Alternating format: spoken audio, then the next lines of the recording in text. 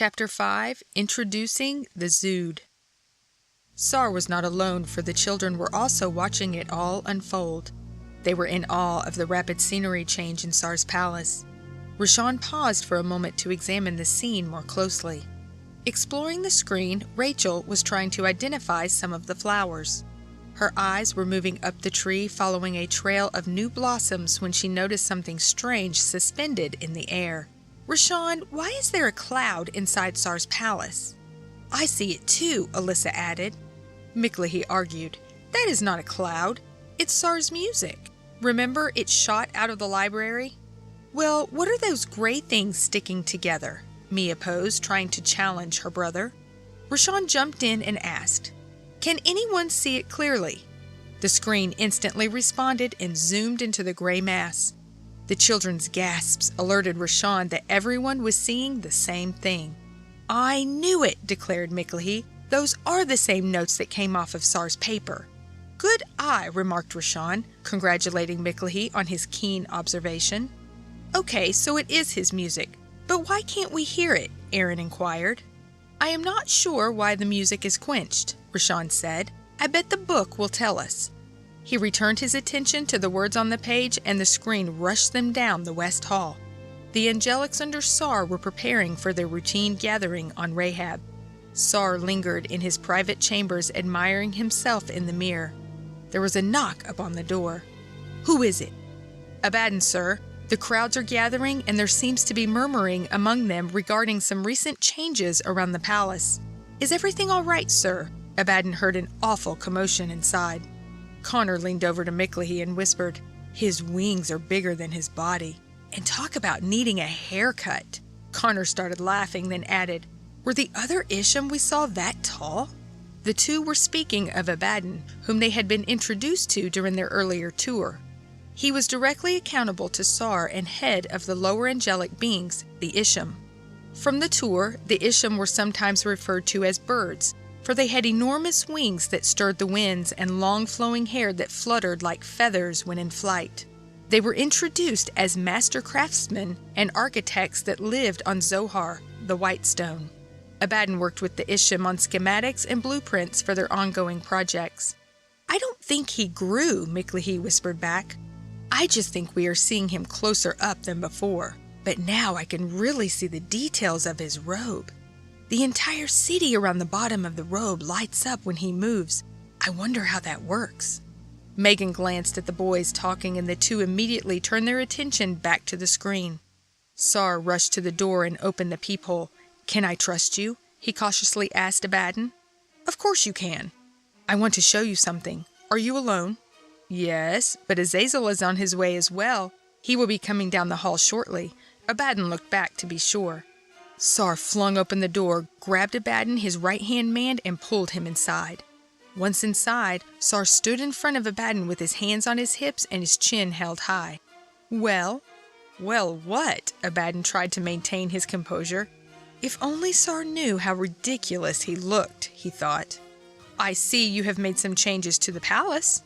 Well, do you notice anything different about me?" Abaddon studied Sar for a moment but noticed nothing out of the ordinary. "Should I?" "If you truly knew your leader, you would. Look closely." Abruptly, the sound of a throat being cleared announced Azazel was there. "Forgive me, sir. I heard the two of you talking down the hall. Is everything all right?" "I think so," Abaddon snickered as Sar held his stance. "It seems that instead of addressing the issues at hand, Sar would like to play a guessing game. Evidently, there is something different about him, and I am to figure out what it is. Would you care to join me in this quest, Azazel?" Azazel joined Abaddon, and the two began to circle around Sar, looking up and down his robe. All appeared to be in order. There were no noticeable changes to the tambourines and pipes that decorated his robe, nor were the temple seals on the hem altered in any way. Sar's robe was a symbol to all that Or had anointed him to act on his behalf as an ambassador to the other angelics.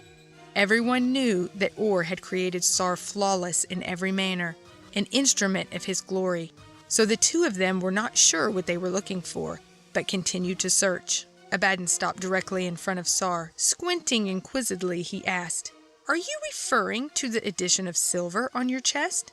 So you can see it, Sar asked with enthusiasm. Did you see the tree? Yes, sounding preoccupied. Abaddon looked intently at Sar's chest. What in Or's creation is it? I have no idea, Sar replied, but I do not think it is his creation. It just seems to appear out of nowhere, as did the tree in the center tower of the palace. Well, they had to appear from somewhere, Abaddon insisted. I'm sure Or has mentioned them to you before. You probably just do not remember. Maybe Or is rewarding you for your loyal service with this gift, stated Azazel. I suppose you could be right. But I have thoroughly looked through each and every one of the writings and found nothing that vaguely references my new ornament. I cannot even find its particular chemical makeup in all of Elenthial. And I have not seen this type of tree either, commented Sar in a very careful yet cunning way. Tell me, have either of you ever seen anything like them before? No, not me, Azazel said quickly, shaking his head and keeping his distance. Neither have I, Abaddon slowly answered. His gaze never left Sar's chest. But what does the tree have to do with this silver stuff? I am not sure, but they appear to be linked together, suggested Sar. Are you sure Or has never mentioned them to you? Azazel reiterated. Before Sar could answer, Abaddon confidently said, Well, if Or knows nothing of them, then that can only mean one thing. You must be the creator. Finally, Sar thought, trying to act surprised. Do you really suppose I am the creator? Sar asked, slyly selecting his words. It is the only logical explanation, Azazel stated firmly. I'm curious to know, Abaddon stated with immense interest and a hard gaze. What are you doing when the liquid seemingly appears? Not wanting to give away too much, Sar stated. I just concentrate and it appears. Observe. Sar closed his eyes and imagined himself as the king, and with no delay, more silver appeared upon his shoulder. Both Abaddon and Azazel were clearly astonished. Azazel's excitement could hardly be contained. Sar, that was amazing! Do you know what this means? Abaddon added, Until now, only Or has been able to create something out of nothing. But now, right before our eyes, Sar has done just that. I wonder what this could mean. Abaddon's thoughts began to drift. Besides Or, only the coming king will have the power to create. Could it be? What would you have us call it, sir? Inquired Azazel. We shall call it Zuwd. The three shared in the excitement. The production of the silvery substance testified to them that Sar had gained more power than ever before. A low rumble resonated down the hall, causing the three to stop in their tracks. What is that? Abaddon posed. Sar twisted his head around in order to concentrate on the sound. As he did, he moved toward the door and noticed a fast-moving flash across the floor. Move! He yelled. They all jumped out of the way. The flash was from fragments of marble being thrown into the air. The beautiful mosaic stars on the ground were destroyed. The palace's foundation had been shaken for the second time. Meanwhile, in the Elenthial Hall in Salem, a meeting was taking place between Rahab, Kohengal, and Nekemabed. As the three looked down into the table of happenings, images began to form and silver mist rose from its depth. They had anticipated the release of this poisonous substance, now referred to as Zuwd by Sar, and were watching the portal in the outer edge distribute its unwelcome gift. The poison has manifested, Nekemabed said, looking at Jerahab. All is going according to plan, Jerahab said as he watched the chaos take hold. But that does not ease this sorrow we feel. I will secure the borders in the northern sector. Yes, and take care of the orchard too. Nothing corrupt can enter. Sar will eventually try to come for the throne. Instantly, Nekemabed transformed into spirit form and soared toward the northern sector. He first ordered the digital simulation of the orchard closed. The purpose of the display had run its course. He then moved around the perimeter of the 7 mountains, casting down a wall of fire.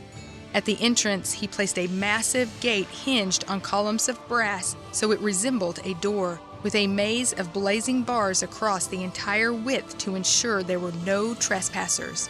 The throne was secure. Abaddon looked at Sar for a moment with absolutely no expression. Sar led them out of his private chamber. Once inside the hall, they gingerly stepped across the uneven wreckage of the floor where roots had replaced the scored marble. Azazel tripped. Grabbing the wall for support, his hands found security on a fully formed jade branch projecting from the wall. "I don't remember this being here." Azazel shook his head in confusion. He looked to the other side and saw that all of the decorative inlays, which had recently protruded as friezes, were now fully developed branches with budding blossoms of sweet fragrances. Azazel turned to examine the branch he had grabbed. The fragrance was intoxicating. The buds on the branch were rapidly maturing before his eyes. He leaned over to sniff the flower next to him. He quickly pulled back, noticing something familiar. Abaddon and Sar had left Azazel behind. They had reached the center tower by climbing over several large roots. The tree had taken up residence in the palace. Its intricate root system tunneled far below the palace's foundation and into the center of Rahab. The blonde wood had darkened since Sar's last visit. The vines had climbed up toward the jeweled dome, stopping short of the vortex. "What is going on, Sar?" asked Abaddon. "I'm not sure," Sar stated as he curiously inspected the enormous trunk where the altar once stood. "This tree is connected to the Zuwd." The children received another glimpse of the mysterious portal and its chest in the small section of the screen. The top of the chest was completely thrown back and the chest was now tipped onto its side. What had been a trickle of seeds had become a flowing fountain of the silvery substance, Zuwd. "Are you saying not only do you possess the power to create the Zuwd, you also have the power to bring this tree to life?" Abaddon posed. Still inspecting the tree, Sar rejoiced. "Yes, I do." As Abaddon began to speak again, Sar interrupted. "Shh, I hear something." The two listened intently as the noise moved closer. It was coming from the direction they had just come from. "Azazel, is that you?" Sar had hardly gotten the words out when Azazel came into view. "Yes, it is me, sir." Azazel's muffled response rang out from around the trunk of the tree. "Are you eating something?" asked Sar. Azazel could sense a hint of irritation in Sar's voice. "I was, but I'm finished now, sir." Snickering under his breath, Abaddon remarked, "Amazing. We have just witnessed a tree spring to life and you decide to stop for a snack." "I did not stop for a snack. I tripped." "Would you two stop?" demanded Sar. "There are more pressing issues at hand.